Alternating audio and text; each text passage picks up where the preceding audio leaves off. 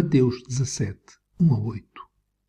6 dias depois tomou Jesus consigo a Pedro e a Tiago e a João, seu irmão, e os conduziu em particular a um alto monte. E transfigurou-se diante deles, e o seu rosto resplandeceu como o sol, e os seus vestidos se tornaram brancos como a luz. E eis que lhes apareceram Moisés e Elias falando com ele. E Pedro, tomando a palavra, disse a Jesus: Senhor, bom é estarmos aqui. Se quiseres, façamos aqui 3 tabernáculos, um para ti, um para Moisés e um para Elias. E estando ele ainda a falar, eis que uma nuvem luminosa os cobriu, e da nuvem saiu uma voz que dizia: Este é o meu amado filho, em quem me comprazo. Escutai-o. E os discípulos, ouvindo isto, caíram sobre os seus rostos e tiveram grande medo.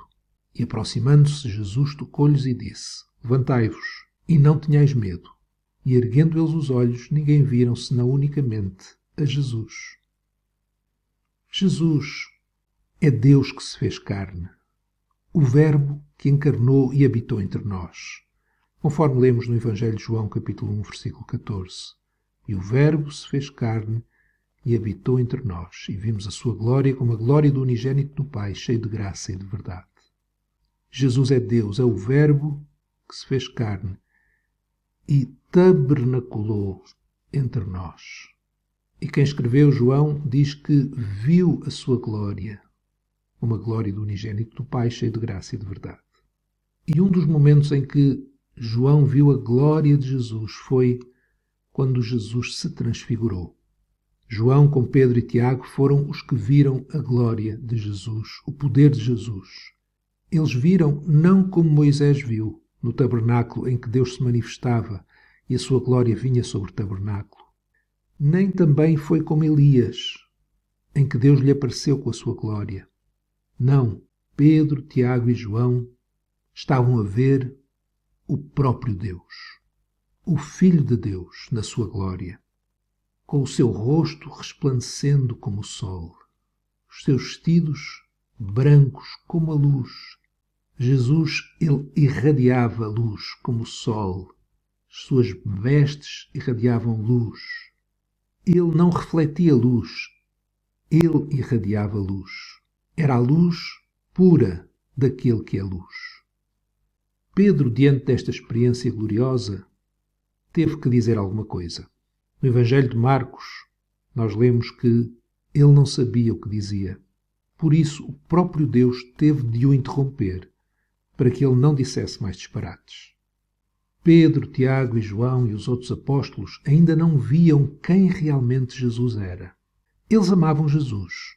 Eles acreditavam que Jesus era o Messias, mas não estavam a ver claramente quem realmente Jesus era. E, em particular, Pedro não entendia quem Jesus realmente era. Porquê? Pedro não entendia realmente quem Jesus era porque valorizou mais a experiência que ele estava a ter do que valorizou Jesus. Pedro queria prolongar a experiência gloriosa que estava a ter. Senhor, disse Pedro a Jesus, bom é estarmos aqui. Pedro queria prolongar aquela experiência fazendo cabanas por Moisés, Elias e Jesus. Se quiseres, façamos aqui 3 tabernáculos, um para ti, para Moisés e um para Elias. Pedro provavelmente não queria mais descer dali, isso é compreensível. Era a melhor experiência da sua vida. Era muito melhor do que negar-se a si mesmo, tomar a sua cruz, seguir Jesus, morrer, etc. Pedro, ele estava a valorizar mais a experiência do que o caráter. Mas Pedro, além de não se focar apenas em Jesus, ele não entendeu a posição relativa de Moisés e Elias diante de Jesus. Moisés representa a lei, Elias, os profetas. A lei e os profetas servem para nos levar a Jesus, para confirmar quem Jesus é. Não estão todos ao mesmo nível. Jesus não é comparável a mais ninguém. A lei, o cumprimento da lei, bem como os profetas e os dons espirituais, não podem estar acima da palavra, acima do Evangelho.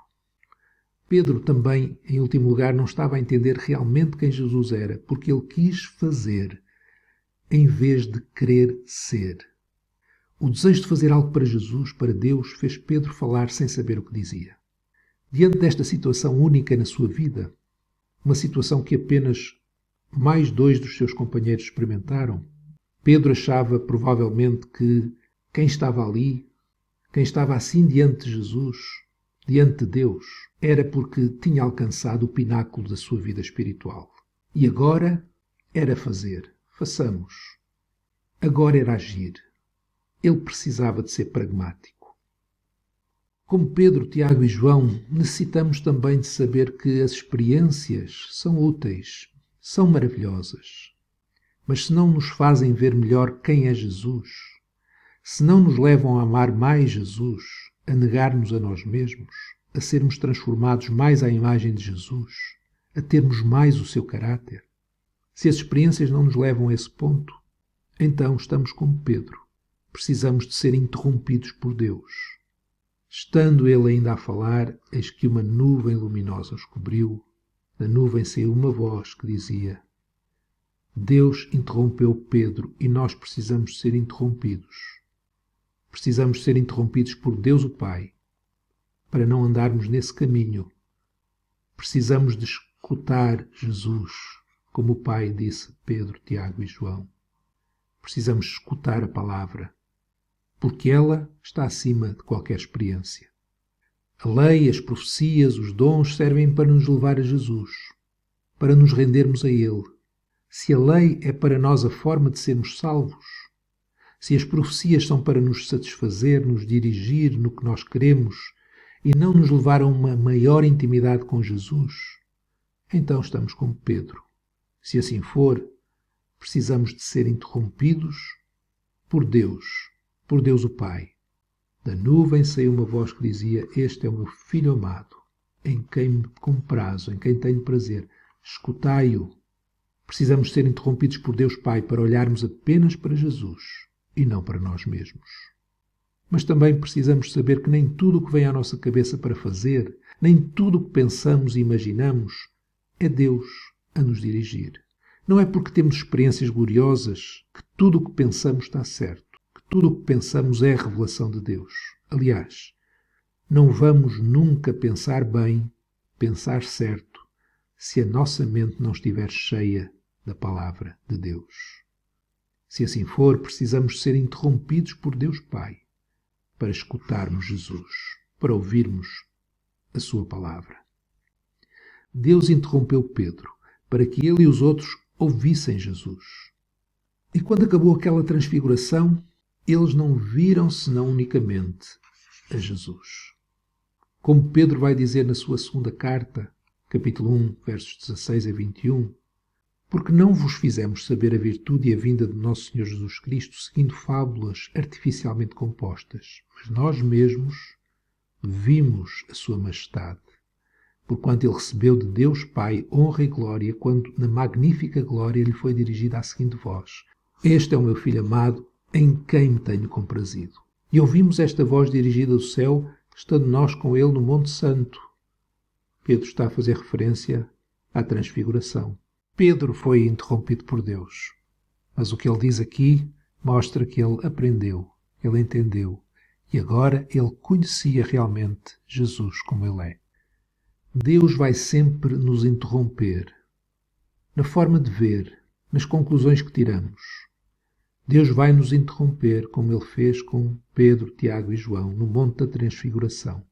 Ele vai fazer isso para nos direcionar para ele, para a sua palavra. Tudo vai passar. As experiências também passam. Mas as palavras de Jesus não passarão. Por isso, o Pai também nos diz a nós: Este é o meu Filho amado. Escutai-o.